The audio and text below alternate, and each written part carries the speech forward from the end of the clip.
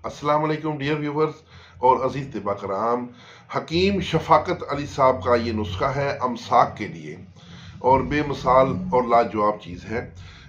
ये नुस्खा आप ज़रूर बनाइएगा, इंशाल्लाह आपका दिल खुश होगा।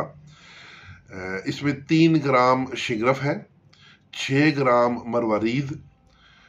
मरवारीद जो है इसको पहले लीमू के रस में कुछ दिन डाले रखेंगे तो ये बिल्कुल जो है ना कुश्ता हो जाएगा, सफूफ हो जाएगा। तो वो सफूफ जो है वो आपने 6 ग्राम लेना है।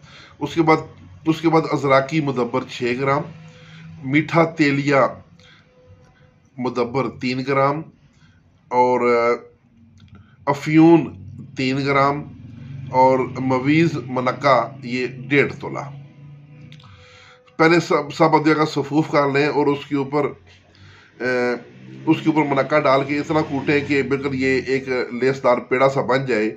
तो उसकी गोलियां बना लें और जब ये गोली जो है आपने लेनी है सुबह शाम एक एक गोली, छोटे चने बराबर गोली हो तो एक एक गोली सुबह शाम लेनी है। और जब भी भूख या प्यास लगे तो सिर्फ दूध पियो।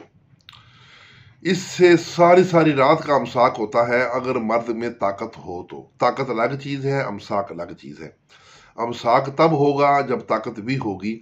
ये नुस्खा अमसाक का है, इसमें ताकत भी है लेकिन अमसाक की